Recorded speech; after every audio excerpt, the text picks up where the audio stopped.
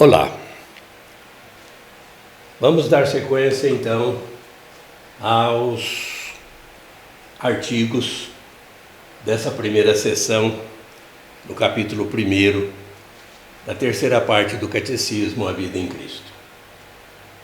Na última videoaula nós fomos até o parágrafo 1709, falando sobre a dignidade que o ser humano tem de ter sido criado à imagem e semelhança de Deus.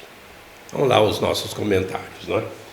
Agora hoje vamos ver o artigo 2, que é a nossa vocação a essa felicidade eterna, chamada de bem-aventurança.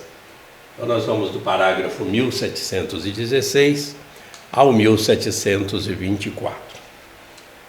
Claro, com base no Evangelho de Mateus, onde nós temos no capítulo 5, dos versículos 3 até o 12, essas bem-aventuranças que nós todos os anos relembramos nas nossas missas, na liturgia, principalmente em missas dominicais, né? Então é o início aí do artigo 2, vamos ler. Nossa vocação à bem-aventurança. E tem aí o item 1. Quais são elas? As bem-aventuranças. As bem-aventuranças estão no cerne da pregação de Jesus. Seu anúncio retoma as promessas feitas ao povo eleito desde Abraão. Jesus as completa, ordenando-as, não mais as ordenando unicamente ao gozo de uma terra, mas ao reino dos céus. E agora vem o texto então do Evangelho. Bem-aventurados os pobres em espírito, porque deles é o reino dos céus. Bem-aventurados os mansos, porque herdarão a terra. Bem-aventurados os aflitos, porque serão consolados. Bem-aventurados os que têm fome e sede de justiça, porque serão saciados. Bem-aventurados os misericordiosos, porque alcançarão misericórdia. Bem-aventurados os puros de coração, porque verão a Deus. Bem-aventurados os que promovem a paz, porque serão chamados filhos de Deus. Bem-aventurados os que são perseguidos por causa da justiça, porque deles é o reino dos céus. Bem-aventurados sois quando vos injuriarem e vos perseguirem, e mentindo disserem todo o mal contra vós por causa de mim. Alegrai-vos e exultai, porque é grande a vossa recompensa nos céus. Toda uma promessa de felicidade para aqueles que aceitarem Deus em sua vida. Seguir o seu caminho. O caminho é Cristo. Eu sou o caminho, a verdade e a vida. Tudo que o ser humano quer é uma vida feliz. Desde quando Deus escolhe o povo a partir de Abraão e posteriormente com Isaac e Jacó, as 12 tribos, ele busca esse povo lá na escravidão. Um povo sofrido, com eles faz uma aliança. Essa aliança, esse pacto, é: se seguirem os meus mandamentos, eu serei o vosso Deus e vós sereis o meu povo. Jesus vem e completa essa aliança. Ele faz uma nova aliança com um novo povo, abrindo essa oportunidade de salvação e felicidade eterna com todas as nações, com o mundo inteiro. E aqui, tudo que a gente sonha, Deus promete e Deus é fiel. Nós vamos ver então, nesses parágrafos, no que consiste essas bem-aventuranças, essa vocação que nós temos de chegar a esse destino de felicidade eterna. Olha aqui, o reino dos céus vai ser nosso, herança nossa. Os aflitos, sempre por causa das renúncias que tem que fazer aos prazeres deste mundo, consolo. Quem quer justiça, justiça de Deus, mas tem essa fome de justiça, seremos saciados, e assim por diante. De nós todos perseguidos ao longo da história, ao longo de milênios, um povo sofrido, né, neste vale de lágrimas. Mas é grande a vossa recompensa que recebereis no céu. É o próprio Deus quem afirma isso, né? Então, vamos ler mais esse parágrafo que vai se completando essa revelação a Deus, de Deus por nós, para nós, sobre essa felicidade que nos aguarda. Vamos ler. As bem-aventuranças traçam a imagem de Cristo e descrevem sua caridade. Exprimem a vocação dos fiéis associados à glória de sua paixão e ressurreição. Iluminam as ações e atitudes características da vida cristã. São promessas paradoxais que sustentam a esperança nas tribulações. Anunciam as bênçãos e recompensas já veladamente antecipadas aos discípulos.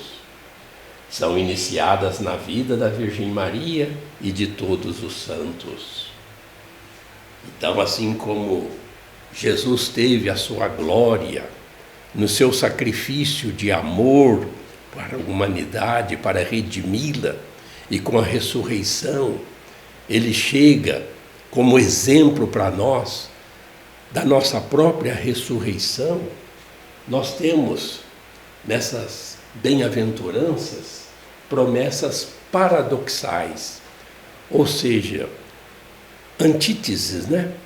Assim, perseguição, recompensa, aflição, consolo, pobreza, riqueza, herança do reino dos céus. Em todas essas bem-aventuranças, nós encontramos essas promessas que parecem contraditórias, mas é Deus quem promete essa felicidade. Então, nós alimentamos com elas, com as bem-aventuranças, essa esperança, mesmo que soframos essas perseguições, essas tribulações do dia a dia em nossa passagem pela face da terra. Isso tudo já foi antecipado na vida dos fiéis, né? Veladamente antecipadas para todos nós. O próprio cântico Magnificat, que é de Maria, lá no início, por exemplo, do Evangelho de Lucas, né?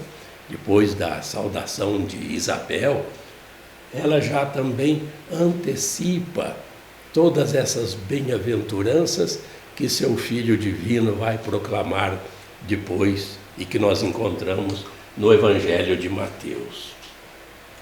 Então, no item 2, a gente já analisa esse desejo de felicidade que é inato no ser humano. Vamos ler. As bem-aventuranças respondem ao desejo natural de felicidade. Este desejo é de origem divina.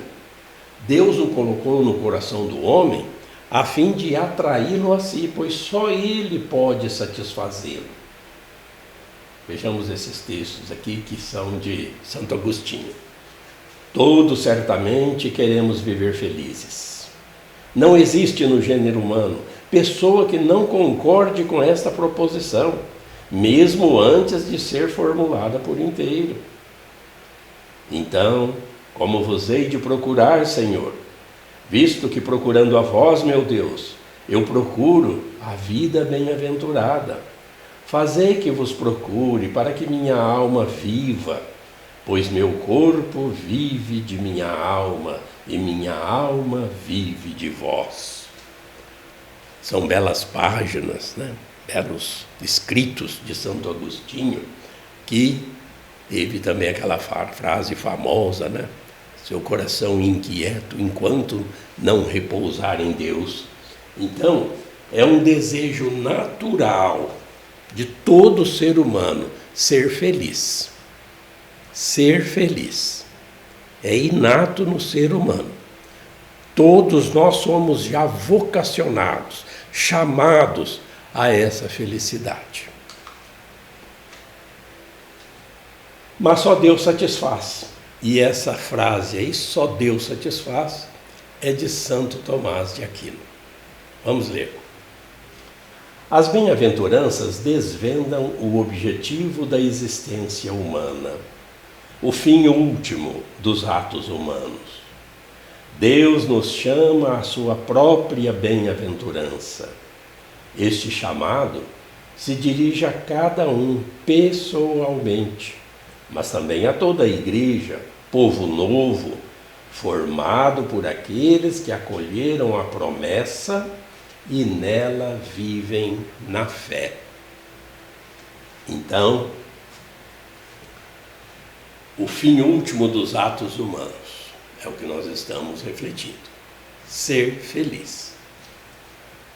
Cada pessoa tem essa vocação, vocare, chamar. Deus nos chama à sua felicidade absoluta. Deus nos chama à sua perfeição. Todo ser humano tem esse chamado. Não só cada um de nós, a igreja toda. Mas quem que é a igreja? A igreja é esse povo novo com que Jesus Cristo fez uma nova aliança, que foi derramado para a salvação de todos.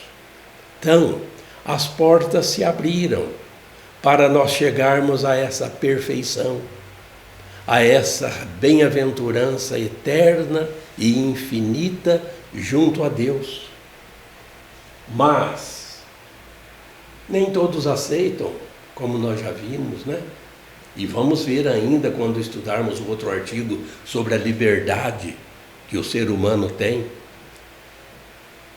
A igreja somos nós que, somente aqueles que acolhem essa promessa. Promessa aqui está com P maiúsculo. A promessa de Deus.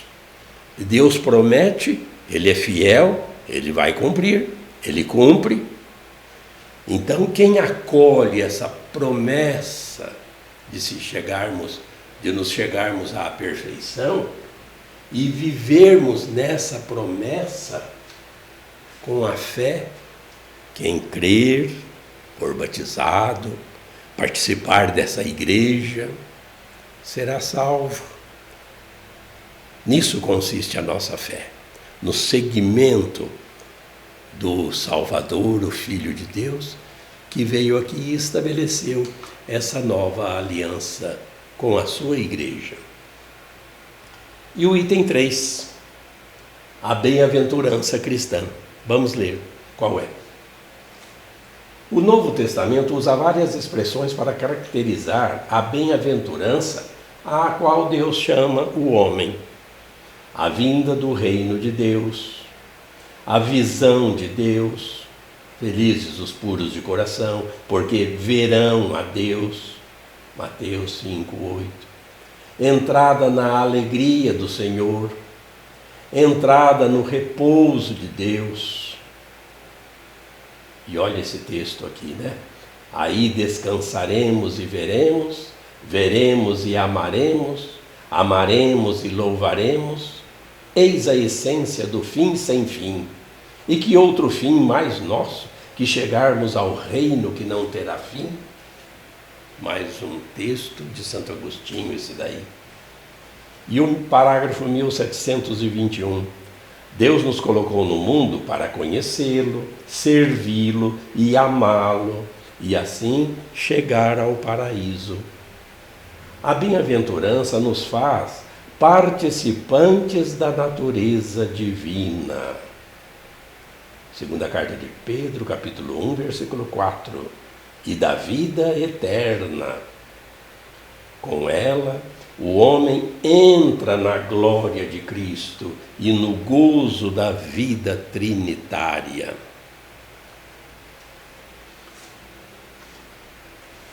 Em todo o Novo Testamento, nós encontramos citações, referências ao reino de Deus.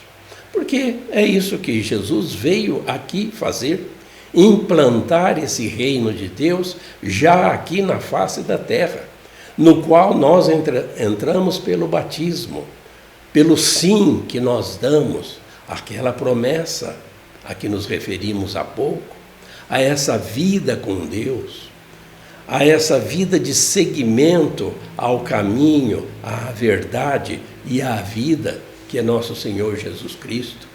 Então, várias citações, todo o Novo Testamento é para isso, para nos indicar esses caminhos.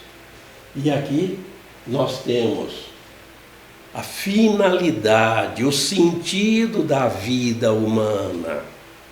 Nós não nascemos à toa, nós não nascemos assim para passar por aqui e nos perdermos como todos os demais seres que não ressuscitam, todas as demais criaturas. Não, nós somos diferenciados, porque fomos criados à imagem e semelhança de Deus.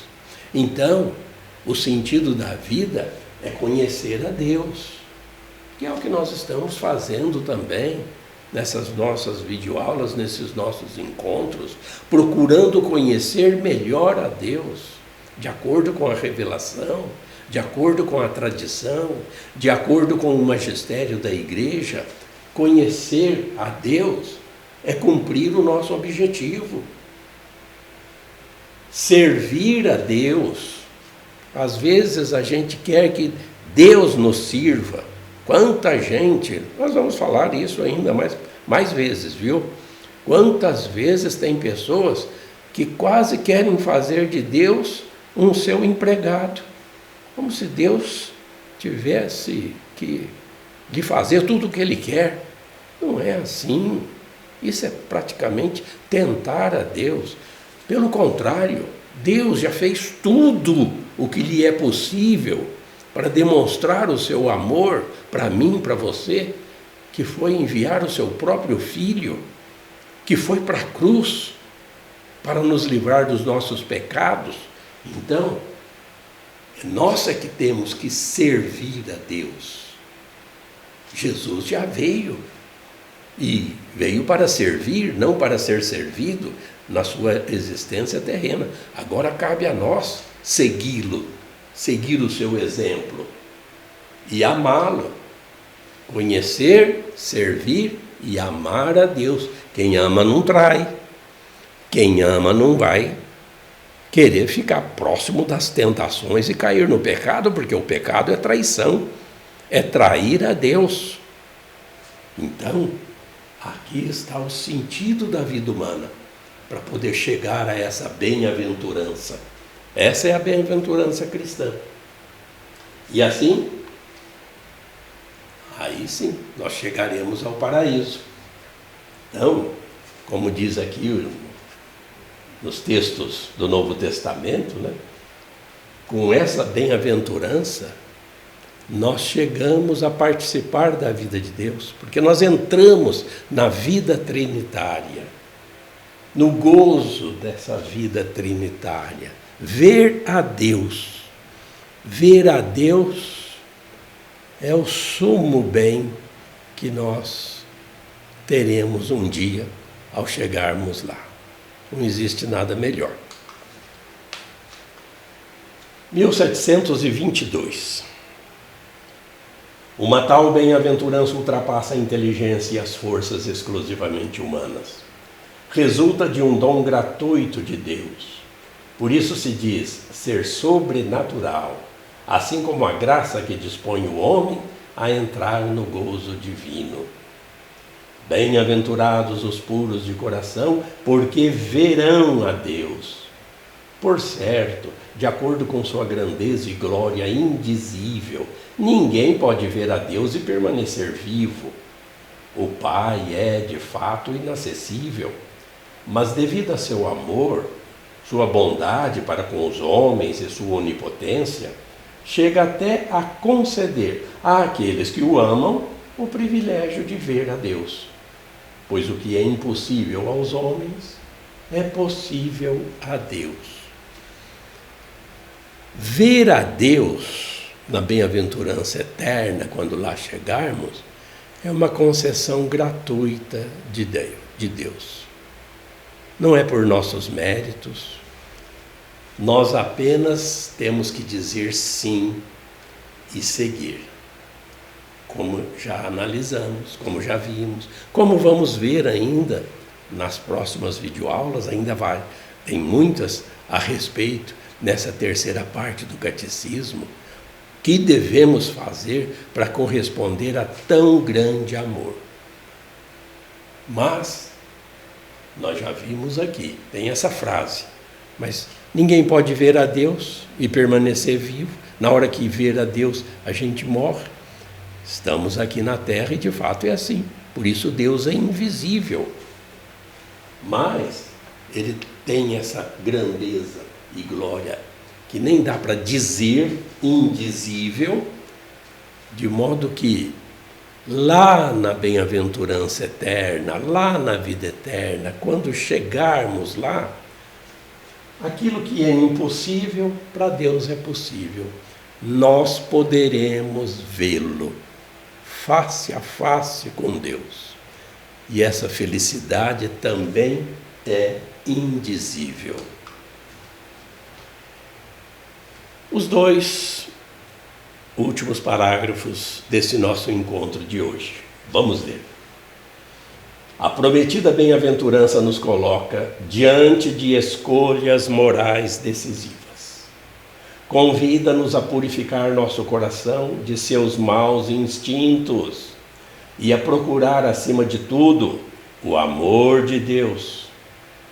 Ensina que a verdadeira felicidade não está nas riquezas, ou no bem-estar, nem na glória humana, ou no poder, nem em qualquer obra humana, por mais útil que seja, como as ciências, a técnica e as artes, nem em outra criatura qualquer, mas apenas em Deus, fonte de todo bem e de todo amor.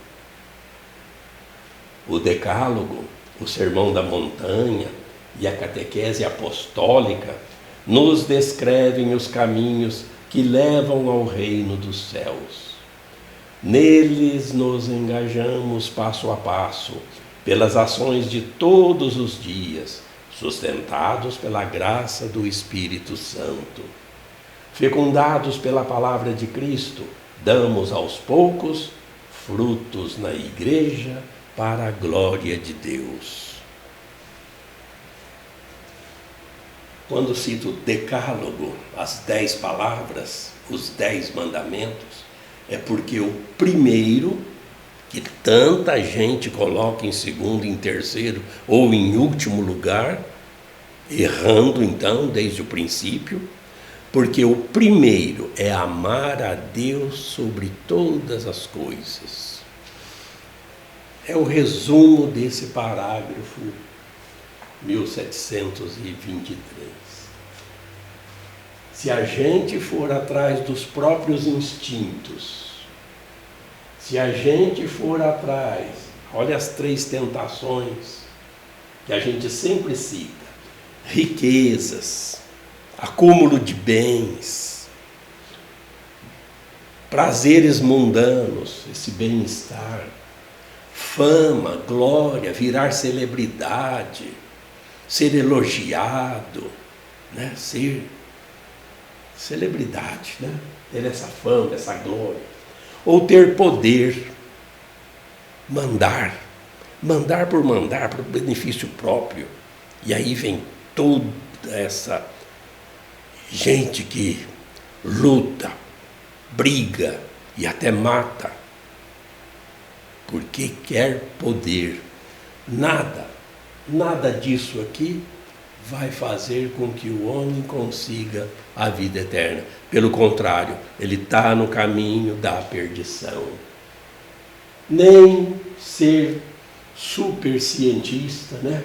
Acúmulo de ciências, ser um técnico dos mais renomados nas artes, ou então ficar atrás apenas de criaturas, seja de que tipo, de qualquer. Tudo isso é tempo perdido, é desvios. Pessoas que não fazem ou não descobriram ainda o sentido da vida que nós analisamos há pouco. Então nós temos aí os 10 mandamentos, nós temos o Sermão da Montanha, que no capítulo 5 de Mateus começa com as bem-aventuranças que nós lemos aí. Temos a catequese apostólica, isso que nós estamos fazendo aqui também, essa catequese, um catecismo explicado desde o início. Tudo isso, com a graça do Espírito Santo, nos faz seguir este caminho para o reino dos céus.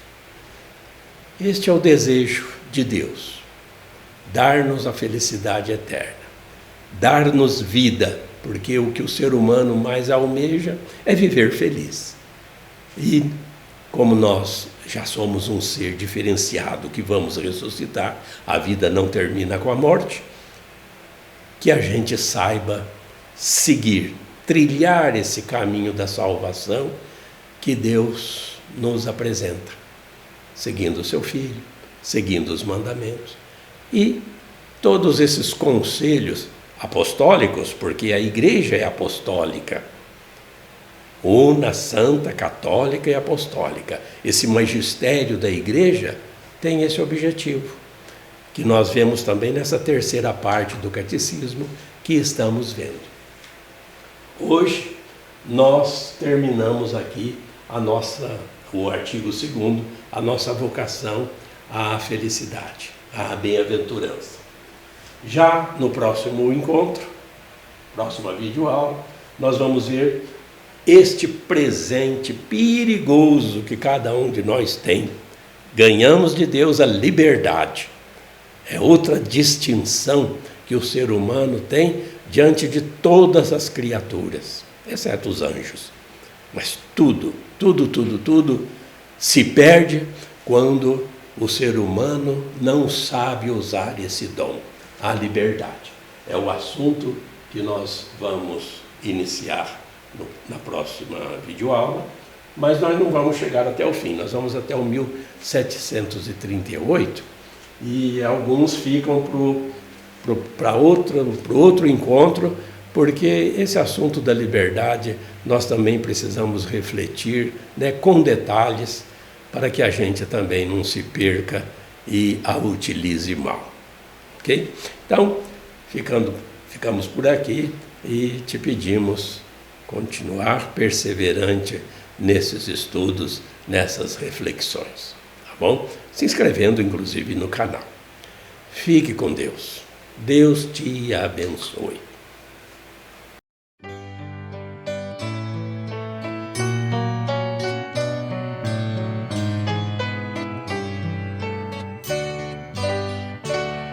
A fé é compromisso que é preciso repartir.